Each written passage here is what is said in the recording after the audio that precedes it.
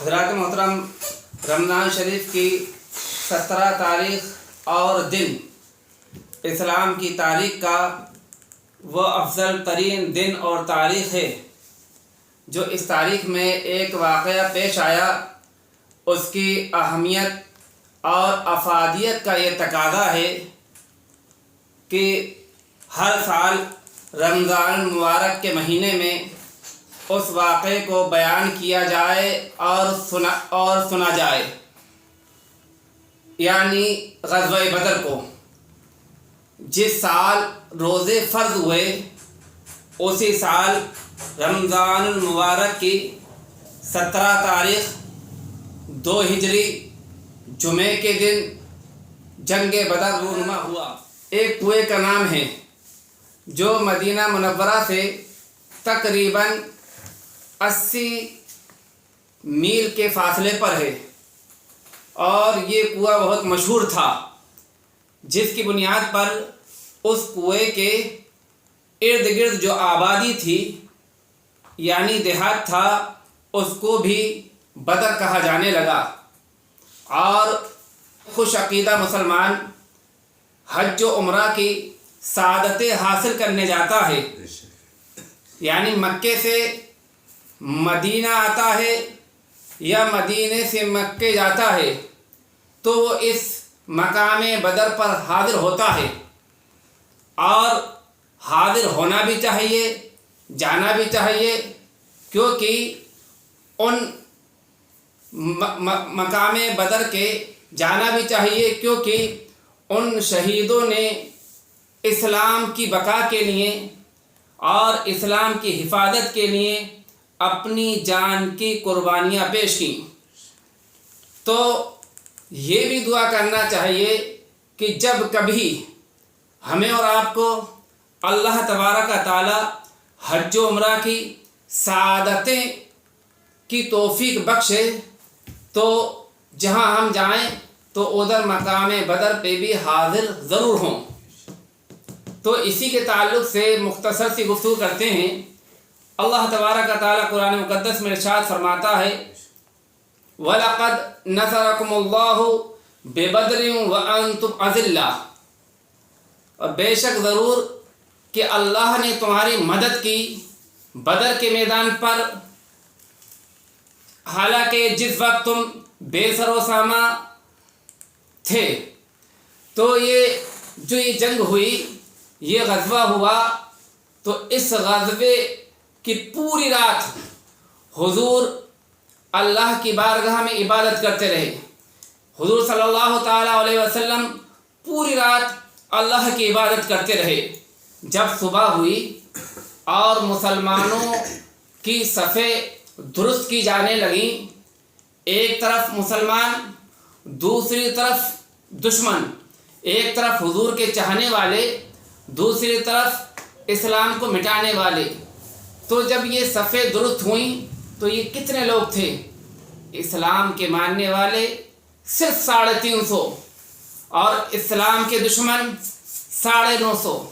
مسلمانوں کے پاس صرف 70 اونٹ اور اسلام کے دشمنوں کے پاس 700 اونٹ۔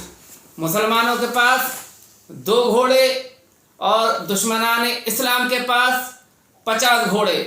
مسلمانوں کے پاس صرف 6 زرہ 8 تلواریں، اور ادھر جو اسلام کے دشمن ہیں ان کے پاس کثیر تعداد میں تلواریں تھیں، زرہ تھیں۔ اور یہاں جو حضور کے دیوانے صحابہ اکرام تھے ان کے پاس کھانے کا کوئی انتظام نہیں، دوسری طرف کھانے کا معقول انتظام ہے۔ آپ ذرا غور کریں، ایک طرف 350، ایک طرف 950، کچھ بھی مناسبت نہیں ہے۔ مگر جب صفیں درست ہو گئیں اور غزوے کے لیے تیار ہو گئے تو اللہ کے نبی نے اللہ کی بارگاہ میں ہاتھ اٹھائے اور دعا مانگی۔ بخاری کے الفاظ ہے، اللہم ان تہلک ہذہ العصابۃ اليوم لا تعبد، اے اللہ آج اگر یہ چھوٹی جماعت ہلاک ہو گئی اگر آج یہ چھوٹی جماعت ہلاک ہو گئی تو اس روئے زمین پر تیری کوئی عبادت نہیں کرے گا. اللہ کے نبی نے یہ دعا مانگی. تو جب اللہ کے نبی نے یہ دعا مانگی اور جب مقابلہ شروع ہوا تو مسلمان سے 350 وہ 950 مسلمانوں پر زیادہ سامان نہیں ہے. مگر دیکھو اللہ کیسے مدد فرماتا ہے. جب اللہ کی مدد آتی ہے تو کیسے آتی ہے؟